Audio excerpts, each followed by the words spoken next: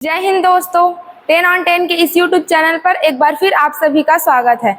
हर दिन की तरह आज फिर गणित के और रीजनिंग के कुछ इम्पोर्टेंट क्वेश्चंस लेकर आई हूँ जो एग्ज़ाम के लिए बहुत ही इम्पोर्टेंट है।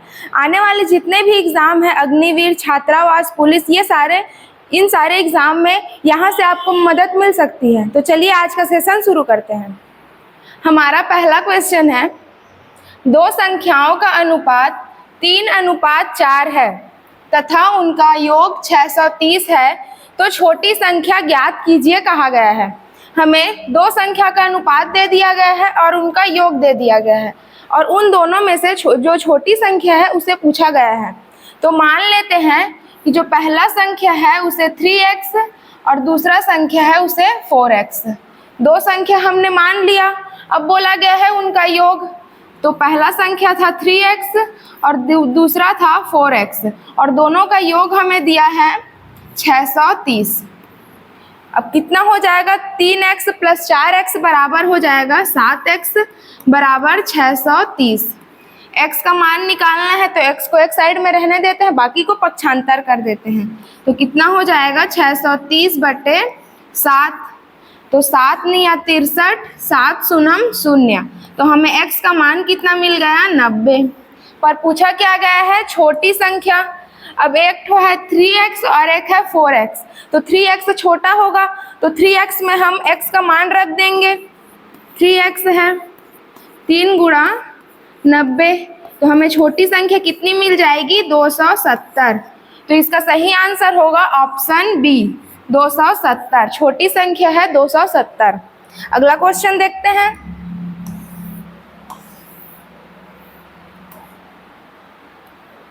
हमें क्वेश्चन दिया है और उसमें x का मान पूछा गया है। तो जो क्वेश्चन है उसे हम पहले लिख लेते हैं। x बटे है √1.21 बराबर 4। अब x का मान निकालना है तो x को एक साइड छोड़ते हैं, बाकी सबको पक्षांतर कर देते हैं। 4 गुणा, अब ये हो जाएगा 1.21। 4 गुणा और इसका मान कितना हो जाएगा, 1.21। जो वर्गमूल अंडर रूट में है तो उसका वर्गमूल हो जाएगा 1.1। एक मिनट, ये हो जाएगा 1.1। इसको हम वर्गमूल से हटाए तो हमें मिला 1.1। अब गुणा करेंगे तो कितना हो जाएगा, 4 एकम 4, 4 एकम 4। तो हमें x का मान मिल गया 4.4। तो इसका सही आंसर रहेगा ऑप्शन सी। अगला क्वेश्चन देखते हैं। हमारा क्वेश्चन है कि 5/6 में क्या जोड़े कि 1/12 हो जाए। तो हम मान लेते हैं क्या जोड़े पता नहीं है तो x जोड़ कर देखते हैं। माना कि हम 5/6 में x जोड़ दे रहे हैं तो कितना प्राप्त होना चाहिए, बोला है 1/12। 1/12। अब हम इसका क्या कर लेते हैं, लघुत्तम लेंगे तो कितना हो जाएगा, 6 ही होगा और ये हो जाएगा 5 + 6x बराबर 1/12। अब तिर्यक गुणा कर लेते हैं तो कितना हो जाएगा, 12 × 5 = 60 + 12 × 6 = 72x बराबर 6 एकम 6। यहाँ तक हो गया। अब क्या करते हैं, 72x है इसको एक साइड में रख देते हैं, बाकी को पक्षांतर कर देते हैं। 6 है और 60 यहाँ प्लस है तो उस साइड जाकर क्या हो जाएगा, -60। इतना हो गया। अब क्या करेंगे, x का मान निकालना है तो x को एक साइड में रखेंगे, बाकी को पक्षांतर करेंगे। तो 60 में 6 में -60 को घटाएंगे तो कितना होगा, -54। और 72 गुणा हुआ है तो नीचे आकर क्या हो जाएगा, भाग। इतना हो गया। अब जो करते हैं उसे कटा देते हैं तो कितना हो जाएगा, 2 × 2 = 4 और 14 हो जाएगा। तो 2 × 7 = 14, 2 × 3 = 6, 2 × 6 = 12, फिर 9 × 3 = 27, 9 × 4 = 36। तो हमें कितना मिला, -3/4। x का मान हमें मिल गया है -3/4। मतलब कि हम 5/6 में -3/4 को जोड़ेंगे तो हमें 1/12 प्राप्त होगा। तो इसका सही आंसर रहेगा ऑप्शन सी। अगला क्वेश्चन देखते हैं।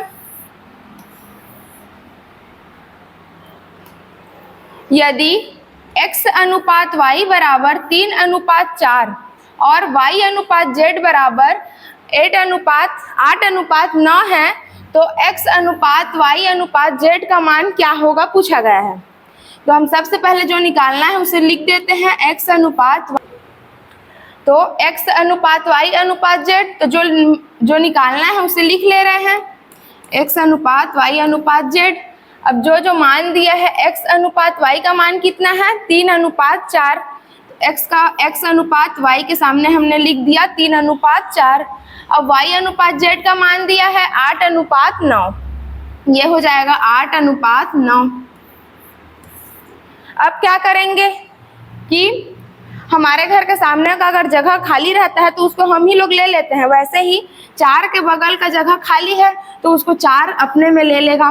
वैसे ही 8 का बगल का जो जगह खाली है उसमें 8 भी ले लेगा। अब क्या करेंगे, हो गया पूरा पैक, तो हम गुणा कर देते हैं। तो कितना हो जाएगा 9 चौक 36, ये हो जाएगा 8 चौक 32, 8 तिया 24।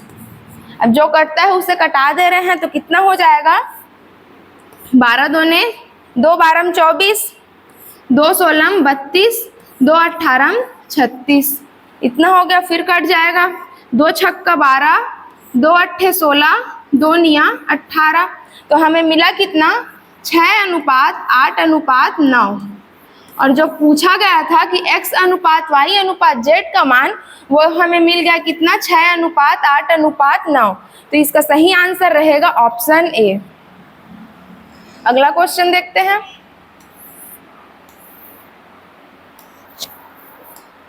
क्वेश्चन है एक घन का विकर्ण √12 सेंटीमीटर है तो उसका आयतन ज्ञात कीजिए पूछा गया है। हम जानते हैं कि घन का विकर्ण पहले जो दिया है उसे लिख लेते हैं। घन का विकर्ण दिया है हमें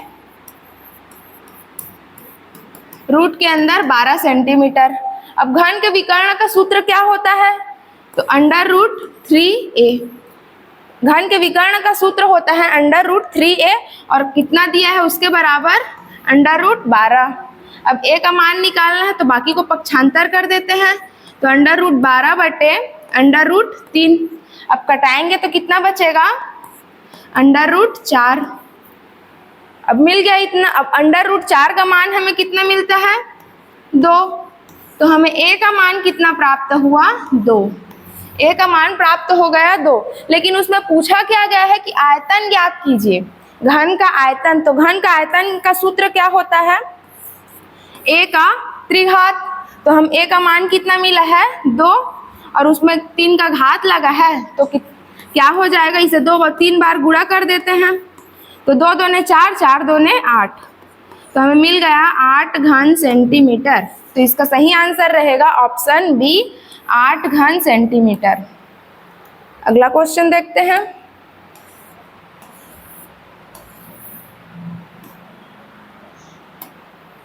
बोला गया है कि टंकी का 1/3 उसके 3/4 से 10 लीटर कम है तो टंकी की कुल क्षमता क्या होगी। अब हम मान लेते हैं कि टंकी x है, तो टंकी का 1/3 हमने लिख लिया। अब क्या बोला है उसके 3/4, उसके मतलब किसके, टंकी के। तो टंकी के 3/4 से 10 लीटर कम है, 10 लीटर कम है बोला है तो हमने माइनस कर दिया। अब हो गया, तो ये दोनों क्या होगा आपस में बराबर। टंकी का 1/3 उसके 3/4 से 10 कम है, सेंटेंस पूरा हो गया। अब क्या क्या जो बोला है उसको करते हैं। क्या हो जाएगा x/3, इधर क्या हो जाएगा 3x/4 माइनस 10। अब x से x को एक साइड में ले आते हैं तो -10 है उस साइड में, तो इस साइड आएगा तो क्या हो जाएगा +10। अब यहाँ है 3x/4 और x/3 इस साइड में है तो उसको उस साइड ले जाएंगे तो क्या हो जाएगा, इधर प्लस में है तो इधर माइनस में हो जाएगा, x/3 हो गया। अब क्या करना है, 10 एक साइड में है, अब इसका हम लघुत्तम ले लेते हैं तो कितना हो जाएगा 4 तिया 12, ये कितना हो जाएगा 3 तिया 9x -4x, इतना मिल गया। अब क्या हो जाएगा, 10 बराबर 9x में से 4x को घटाएंगे तो हमें कितना मिलेगा, 5x/12।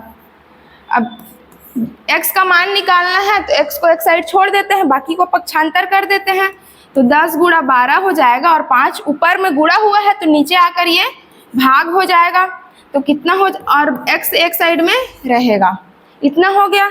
अब क्या करेंगे, जो कटता है उसे कटा देते हैं, 5 एकम 5, 5 दूने 10, फिर कितना हो जाएगा, 12 दूने 24, तो x का मान हमें कितना मिल गया, 24 लीटर। तो इसका सही आंसर रहेगा ऑप्शन बी। अगला क्वेश्चन देखते हैं।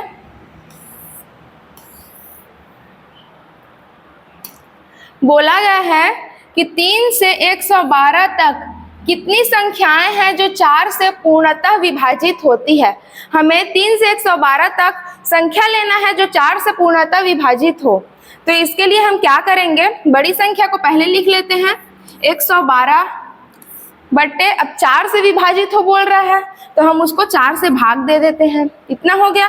अब बीच में हम माइनस करेंगे, पहली उसके छोटी संख्या कितनी है, 3, और कितना से विभाजित हो बोल रहा है, 4 से, इतना लिख लिए। सबसे पहले हमने क्या किया कि बड़ी संख्या है 112, तो 112 को लिखे हैं, और 4 से पूर्णतः विभाजित हो बोल रहा है तो उससे भाग दिए हैं। अब बीच में माइनस करना है, छोटी संख्या को लिखना है, और जिस संख्या से पूर्णतः विभाजित हो उसको लिखना बोल रहा है। अब क्या करेंगे, अभी हम इसको भाग देंगे तो कितना बचेगा, भाग देकर देखते हैं, 4 दूने 8, बचेगा कितना, 32, तो 4 अट्ठे 32। अब हमारे पास शेष फल कुछ भी नहीं बचा है, और इसमें हमें सिर्फ और सिर्फ भागफल को लेना है। भागफल कितना आया है, 28, भागफल को लेना है, तो भागफल जितना आया है उसको लिखना है। अगर यहाँ शेष फल बचता फिर भी उससे हमें कोई मतलब नहीं रहता, सिर्फ हमें भागफल को लेना है। अब बीच में माइनस है तो माइनस कर देंगे। अब इसको भी भाग करके देखते हैं, तो 4 शून्य 0, बचेगा 3, इसमें शेष फल बचा है लेकिन हमको लेना क्या है, सिर्फ भागफल को, तो क्या हो जाएगा, यहाँ हम लिखेंगे 0, तो 28 में 0 को घटाएंगे तो कितना बचेगा, 28, तो इसका आंसर भी होगा 28। मतलब कि 3 से 112 तक 4 से पूर्णतः विभाजित होने वाली 28 संख्याएं हैं, तो इसका सही आंसर होगा ऑप्शन सी। अगला क्वेश्चन देखते हैं।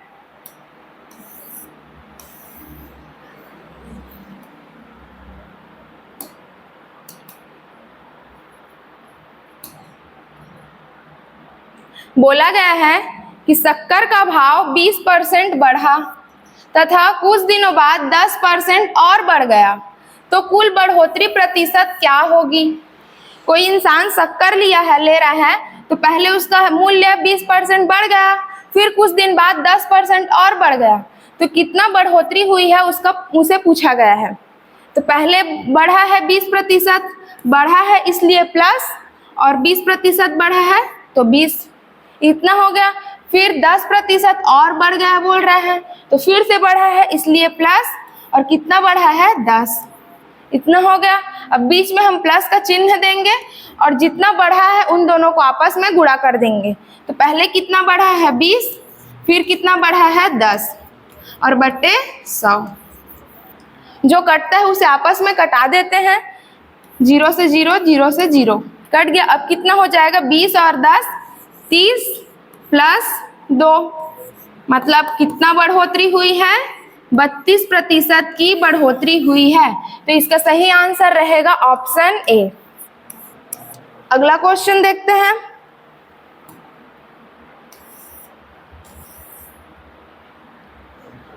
क्वेश्चन है हमारा, 3 घंटा 1 दिन का कितना प्रतिशत है। ठीक है, तो यहाँ हम देखते हैं कि ये जो है 1 घंटे में है और 1 दिन में है। या तो हम घंटे को दिन में चेंज कर लेते हैं या दिन को घंटे में चेंज कर लेते हैं। तो हम एक दिन में कितना घंटा होता है, 1 दिन में 24 घंटा, तो हमने दिन को घंटे में चेंज कर लिया। अब बोला गया है कि अब जो क्वेश्चन में है उसे लिखते हैं, 3 घंटे 1 दिन का मतलब 24 घंटे का x प्रतिशत है। अब हमें x का मान निकालना है तो x को साइड में रख देते हैं, बाकी को पक्षांतर कर देते हैं। तो 3 गुणा 100/24 बराबर x। तो कितना हो जाएगा, 3 अट्ठे 24। अब फिर से इसको कटा लेते हैं, 2 चौक 8, 2 पचासम 100, 2 दूने 4, 2 पच्चीसम 50। कितना बचा हमारे पास, 25/2। अब इसको कटाएंगे तो कितना हो जाएगा, 12.5। मतलब हमें x का मान कितना मिला है, 12.5%। मतलब कि 3 घंटा 1 दिन का 12.5% है। तो इसका सही आंसर है ऑप्शन बी। अगला क्वेश्चन देखते हैं।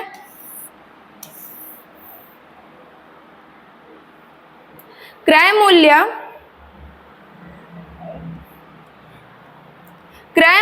विक्रय मूल्य का 2/3 गुना है, तो लाभ प्रतिशत क्या होगा।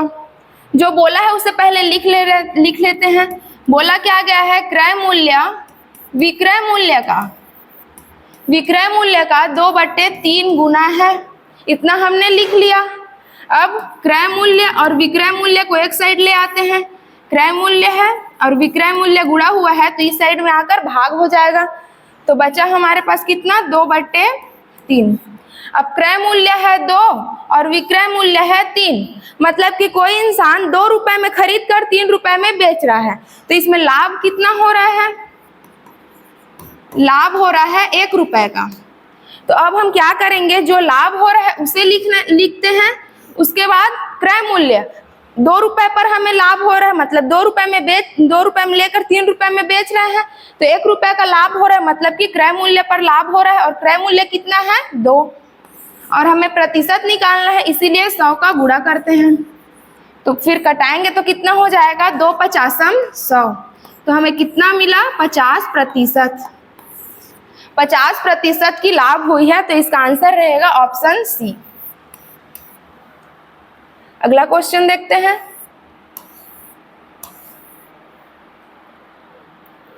क्वेश्चन है, एक दुकानदार 1 रुपए के 12 चॉकलेट देता है तो 20% हानि होती है।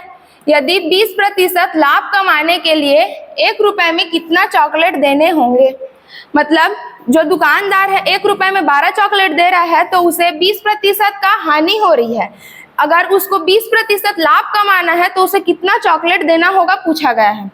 तो हम लिख लेते हैं कि x है। अब 20% की हानि हो रही है, मतलब कि कितना प्रतिशत हो जाएगा, 80%। 100 में 20% की हानि हो रही है तो हमें मिल रहा है कितना, 80%। तो हमने 80% लिख लिया। तो कितना बच रहा है, वो कितना चॉकलेट देता है, 1 रुपए के 12 चॉकलेट हो गया इतना। अब क्या करेंगे, उसको 20% लाभ कमाना है। 20% तो कितना हो जाएगा, 120% हो जाएगा। तो इसी में हम 120/100 इतना हो गया। अब जो कट रहा है उसे कटा देते हैं, 0 से 0 कट जाएगा, 2 चौक 8, 2 पंछे 10। x का मान निकालना है, x को एक साइड में छोड़ देते हैं, बाकी को पक्षांतर कर देते हैं। तो कितना हो जाएगा, 1/12 गुणा 120/100 गुणा, अब 4/5 है, इधर गुणा हुआ है और नीचे जाकर भाग होगा तो 5 ऊपर चला जाएगा और 4 नीचे आ जाएगा। इतना हो गया। अब जो कट रहा है उसे कटा देते हैं, 0 से 0 कट जाएगा, 12 × 12 ये भी कट गया, 5 5 दूने 10। तो हमें बचा कितना है, 1/4 दूने 8। मतलब कि 20% लाभ कमाने के लिए 1 रुपए के 8 चॉकलेट देने होंगे। तो इसका सही आंसर रहेगा 8 चॉकलेट, ऑप्शन बी। अगला क्वेश्चन देखते हैं। सोनू ने कुछ धन उधार लिए। यदि ब्याज की दर 5% वार्षिक तथा 4 वर्ष में ब्याज 180 रुपए हो गया तो मूलधन क्या होगा पूछा गया है। ब्याज कितना हो जा रहा है, 180 रुपए, और हम जानते हैं ब्याज हो रहा है हमारे पास 180 रुपए, और हम जानते हैं कि साधारण ब्याज का सूत्र क्या होता है, साधारण ब्याज बराबर मूलधन गुणित दर गुणित समय बटे 100। अब जो जो दिया गया है उसका मान रख देते हैं। ब्याज दिया है 180 रुपए, मूलधन हमें ज्ञात करना है तो उसे वैसे ही रख देते हैं। आर दर कितना है 5%, समय कितना है 4 वर्ष का और बटे 100। अब क्या करते हैं, पी का मान निकालना है तो पी को एक साइड छोड़ देते हैं, बाकी को पक्षांतर कर देते हैं। तो कितना हो जाएगा 180 गुणित 100 बटे 5 गुणा 4 बराबर पी। फिर कितना हो जाएगा 5 बीसम 100, 4 पंछे 20, तो कितना हो जाएगा 180, 18 पंछे 90 और 18 शून्यम 0। तो हमें मूलधन कितना मिल गया 900 रुपए। तो इसका सही आंसर रहेगा ऑप्शन बी। अगला क्वेश्चन देखते हैं। ये रीजनिंग के क्वेश्चन है। इसमें पूछा गया है कि 2 के विपरीत सतह क्या होगा। पासा है, पासा में पूछा गया है कि 2 के विपरीत सतह क्या होगा। तो हम देखते हैं कि इसमें कौन सा अंक समान है। तो दोनों पासा में हमें 5 जो है वह समान अंक दिख रहा है। अब जो अंक समान होता है वहीं से हमें रोटेट करना रहता है एक ही दिशा में। तो हम 5 से क्लॉकवाइज रोटेट किए, तो यहाँ भी हम 5 से क्लॉकवाइज रोटेट करेंगे। अब क्या आ जा रहा है 5 पहले है तो 5 को हम पहले लिख दे रहे हैं। 5 के बाद क्या आ रहा है 3, 3 के बाद क्या आ रहा है 2। उसी तरह सेकंड वाले में भी करेंगे। 5 समान था तो 5 लिखे, उसके बाद क्या है 4, उसके बाद है 6। अब हम जानते हैं कि पासे में कुल 6 सतह होते हैं और 6 अंक होते हैं। तो इसमें जो अंक नहीं है उसको लिखना है, जो अंक डबल है उसको काट कर जो अंक नहीं है उसे लिखना है। तो 5 5 डबल है तो उसको काट दे रहे हैं और हमें इसमें कौन सा अंक नहीं दिखाई दे रहा है तो 1। तो क्या हो जाएगा 1 का विपरीत 5, 3 का विपरीत 4 और 2 के विपरीत 6। तो हमारा क्वेश्चन था कि 2 का विपरीत सतह क्या होगा। तो 2 का विपरीत सतह होगा 6। तो इसका सही आंसर रहेगा 2 का विपरीत सतह 6। अगला क्वेश्चन देखते हैं। क्वेश्चन है एक व्यक्ति उत्तर दिशा की ओर 12 किलोमीटर चला। इसके बाद वह पूर्व की ओर 5 किलोमीटर चला। तो बताइए कि वह अपने आरंभिक स्थान से कितनी दूरी पर है।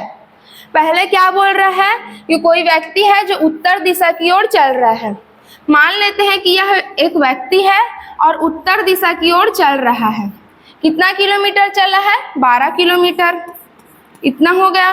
अब क्या बोल रहा है इसके बाद वह पूर्व की ओर चला, 5 किलोमीटर चला। अब पूर्व कौन सा हो जाएगा, पूर्व की ओर 5 किलोमीटर चला। पहले उत्तर की ओर चला है और 5 किलोमीटर पूर्व की ओर चला है। तो अब कौन सी कितनी दूरी पर है पूछा गया है अपने आरंभिक स्थान से। तो यहाँ से हमें इसके बीच का मान निकालना है। तो क्या हो जाएगा, हमने पढ़ा है कि कर्ण का वर्ग बराबर आधार का वर्ग प्लस लंब का वर्ग। तो कर्ण का मान निकालना है तो उसे वैसे ही छोड़ देते हैं। आधार कितना हो जाएगा 5, तो 5 का वर्ग प्लस लंब है 12, तो 12 का वर्ग। तो कितना हो जाएगा 5 पंछे 25 प्लस 12 12 144, इतना हो गया। अब दोनों को जोड़ेंगे तो कितना हो जाएगा 169। लेकिन यहाँ कर्ण का वर्ग लगा हुआ है तो वर्ग को हम हटाएंगे तो वह वर्गमूल में चेंज हो जाता है। तो 169 हो जाएगा और 169 का वर्गमूल कितना होता है 13। तो मतलब वह अपने आरंभिक स्थान से 13 किलोमीटर की दूरी पर है। तो इसका सही आंसर रहेगा ऑप्शन सी। अगला क्वेश्चन देखते हैं। बोला गया है ए बी का भाई है, बी सी की पुत्री है, तो सी के साथ ए का क्या संबंध है। ए जो है वह बी का भाई है। ए भाई है किसका, बी का। सेम जनरेशन के हैं तो इसीलिए एक लाइन में लिखे हैं। उसके बाद है बी सी की पुत्री है। बी जो है पुत्री है किसकी? सी की। अब सी की पुत्री है तो सी ऊपर में रहेगा। अब क्या बोला है? सी के साथ ए का संबंध, तो जहां भी हमें से या के साथ दिखता है वहीं से हम तीर लगाते हैं। तो के साथ है तो यहाँ से हमें तीर लगाना है ए पर, तो सी से ए पर तीर लगाएंगे तो क्या हो जाएगा? यह इसका बेटी है और बेटी का भाई क्या होता है? बेटा। बेटा मतलब बेटा या पुत्र। तो इसका सही आंसर रहेगा ऑप्शन सी। अगला क्वेश्चन देखते हैं।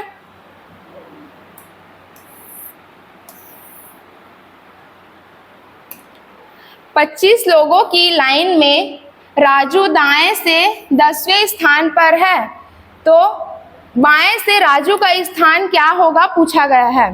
तो इसके लिए सूत्र है कुल व्यक्ति बराबर दाएं प्लस बाएं माइनस 1। कुल व्यक्ति बराबर है दाएं प्लस बाएं माइनस 1। कुल व्यक्ति कितना है? 25। दाएं से क्रम कितना है राजू का? 10वें स्थान पर, और बाएं से ज्ञात करना है तो इसको हम x मान लेते हैं और -1। अब क्या हो जाएगा? 25 है, इधर -1 है तो इधर आकर क्या हो जाएगा? +1 बराबर 10 + x। तो ये कितना हो जाएगा? 26, और 10 है तो इसको इधर लाएंगे घटाएंगे बराबर x। तो 26 में 10 जाएगा तो कितना हो जाएगा? 16। मतलब राजू का बाएं से क्रम जो है वह 16वें स्थान पर है। तो इसका सही आंसर रहेगा ऑप्शन सी। अगला क्वेश्चन देखते हैं।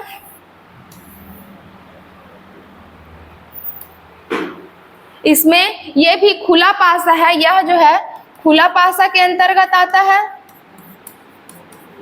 इसमें क्या पूछा गया है कि 6 के विपरीत क्या होगा। तो इसमें एक के अंतराल में लिया जाता है या तो जेड नियम का पालन किया जाता है। तो जहां जहां जेड बनता है, जैसे जेड है तो इसका विपरीत ये रहेगा, ये जेड है तो इसका विपरीत ये रहेगा, या ये जेड है तो इसका विपरीत ये रहेगा। अब हम जेड बनाकर देखते हैं। जेड बनाए हैं तो 2 के विपरीत क्या हो जाएगा? 6। वैसे ही यहां से भी बनाते हैं तो 4 के विपरीत क्या हो जाएगा? 1। अब एक और बच गया, यहां से हम जेड बनाते हैं तो 3 के विपरीत 5। 3 के विपरीत हुआ 5। तो क्वेश्चन था कि 6 के विपरीत क्या होगा, तो 6 के विपरीत होगा 2। तो इसका सही आंसर होगा 2। अगला क्वेश्चन देखते हैं।